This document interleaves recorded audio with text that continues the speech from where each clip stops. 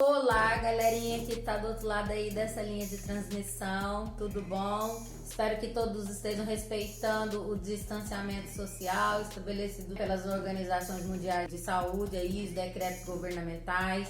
Sabemos que esses dias não têm sido fáceis, mas a gente se reinventa, por isso que eu tô aqui hoje para falar com vocês, tá bom? Professora Camila na área, vamos começar mais uma aula.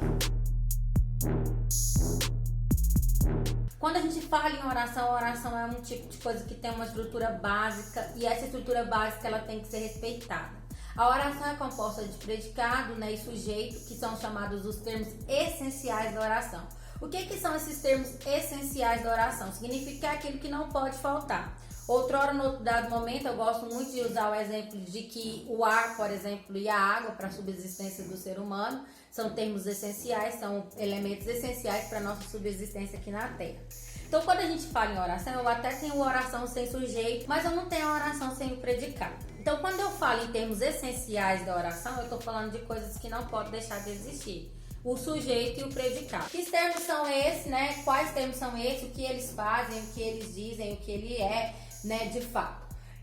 Os termos integrantes, o próprio nome já diz, eles integram, ou seja, eles fazem parte da oração, eles complementam o sentido muitas vezes da oração.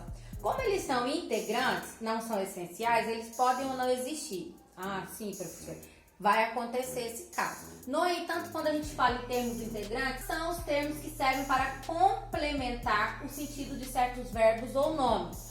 Por quê? A gente vai trabalhar os termos integrantes, os complementos verbais e o complemento nominal. O complemento verbal, o próprio nome já diz.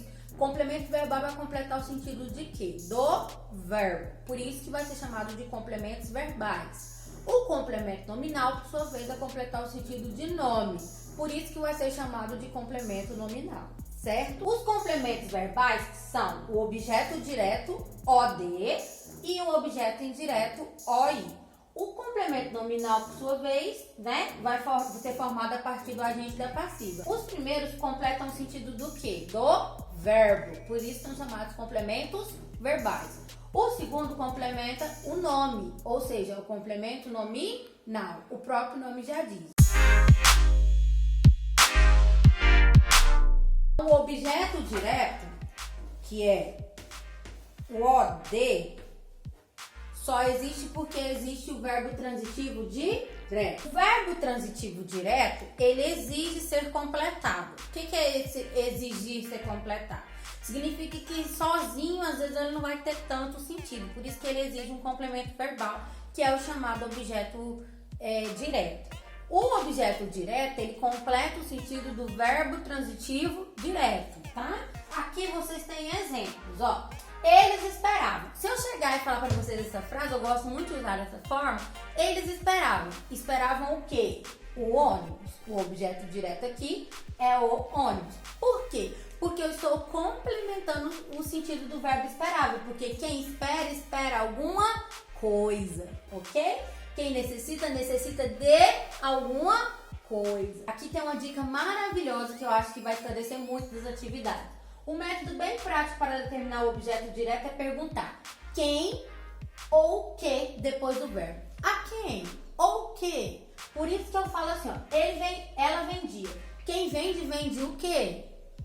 Entendeu? Eu faço essa pergunta, eu vou perceber se o verbo precisa de um complemento. Lembrando que os diversos verbos na língua portuguesa, eles podem exercer diferentes funções, vai depender do contexto no qual estão inseridos. Agora a gente vai para o objeto direto preposicionado, o livro de vocês trabalha, que é quando eu tenho o objeto direto que tem preposição. Que preposições são essas ou que são preposições? Vocês podem retomar aí, por exemplo, em conteúdo do 7º ano, ou mesmo pesquisar, vocês vão ver que é de, para, com, sobre e assim vai.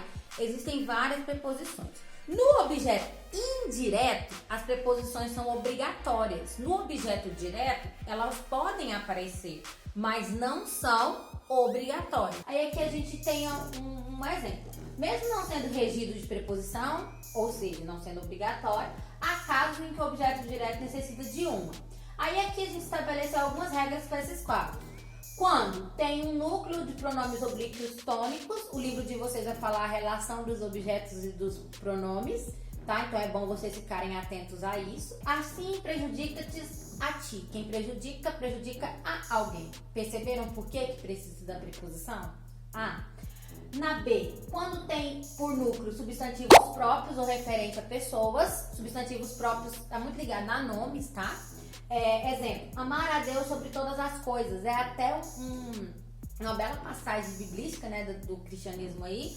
Amar a Deus sobre tudo. Quem ama, ama a alguém. Por isso que é amar a Deus sobre todas as coisas, tá bom? Objeto direto, preposicionado.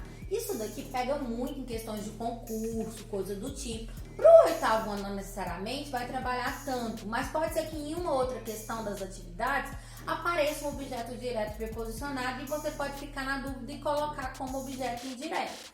Então, já para esclarecimento, você pode, né, até ter acesso a outras informações, a outras videoaulas, das quais você vai conseguir pegar todo esse conteúdo, tá? Letra C, então. Quando tem por núcleo pronomes demonstrativos indefinidos e de tratamento, como, por exemplo, vossa santidade, vossa eminência, alguém, algum, são pronomes demonstrativos indefinidos. Então, aqui tem um exemplo. A foto sensibilizou a todos. Dá para eu estabelecer quem que é esse todos?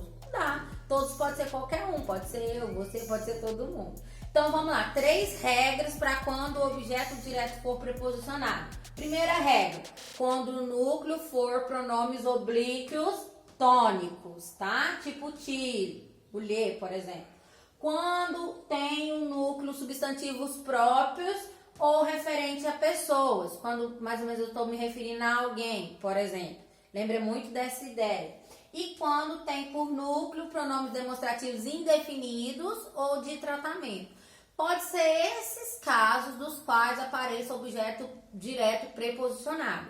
O que não vai ter nenhuma questão dentro das que vocês têm que fazer, especialmente dessa semana, uma que vai estar pedindo para você especificar. Necessariamente você precisa saber o que é o objeto direto, o que é o objeto indireto. E letra D, a gente separei mais aqui, tem A, B, C, né? Foram 3 regras, agora a gente vai terminar.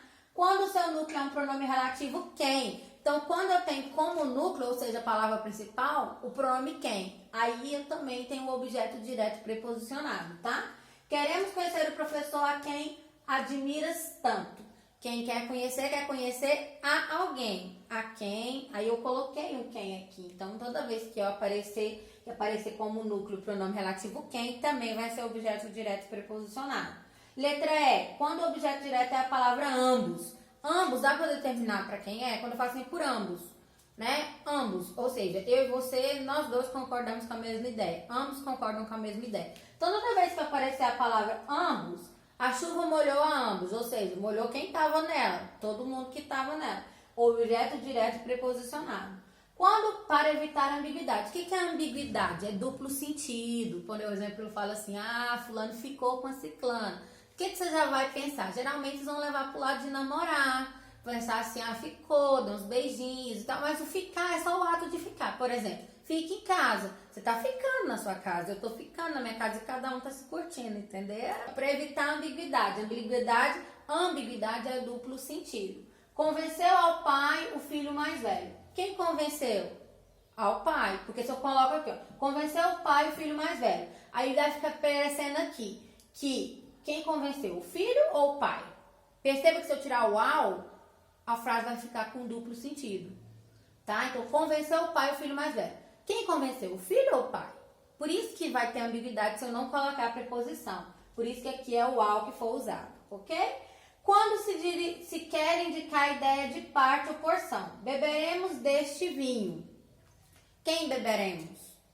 Alguém beberemos. E dá para poder saber quem, quantas pessoas são, não dá para determinar. Então, indica uma ideia de parte. Beberemos deste vinho, ou seja, desta parte do vinho. Certo? Então, todas as vezes que acontecer essa ideia, a gente tem o que a gente chama de objeto direto preposicionado.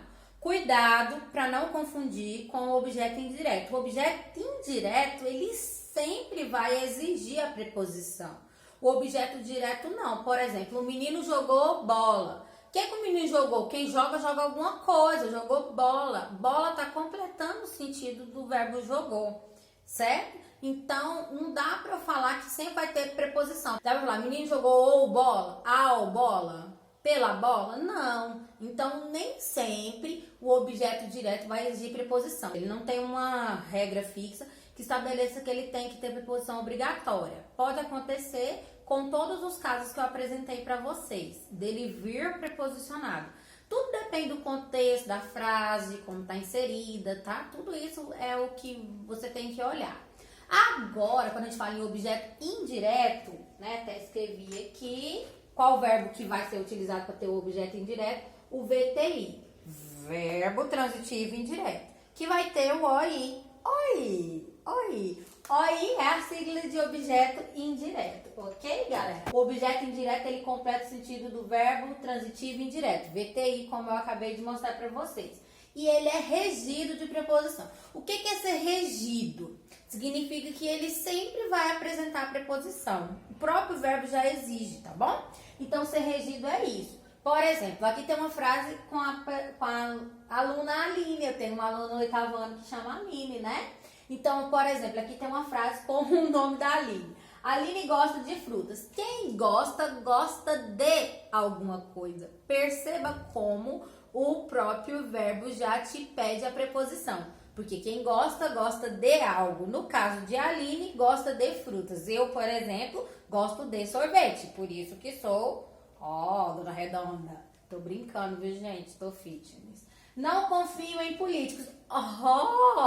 Que frase mais ícone, professora, que é essa? Que frase ótima, né? Nem eu sabia que ela tava tão, assim, coerente com os dias de hoje. Não confio em políticos, porque quem confia, confia em alguém, em alguma coisa. Então, não confio em políticos. Perceba que aqui eu tenho de, preposição de, na primeira frase. Na segunda eu tenho preposição em. Vou retirar, quer ver? Não confio em políticos. Teria sentido essa frase?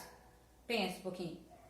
Não teria sentido. Então, o verbo precisa da preposição. Ele é regido por preposição. Por isso que a gente tem no objeto indireto a preposição como obrigatória, ok? Para reconhecer o objeto indireto, basta perguntar quem ou que depois do verbo mais preposição. Lá atrás eu não falei que vocês perguntarem a quem ou que? Agora eu pergunto quem ou que de novo, né? O que, só que agora eu penso na preposição. Por quê? Vou usar a Aline de novo. A Aline gosta de frutas. A Aline gosta de quê? De frutas. O próprio verbo já exige. Quem gosta, gosta de alguma coisa. Ok? Eu posso utilizar siglas, professora? O ideal é que você não utilize muitas siglas. O bom é você escrever já como forma de você ir treinando, de você ir se aperfeiçoando, tá bom? Então agora nós vamos para a última etapa da aula, que é o complemento nominal.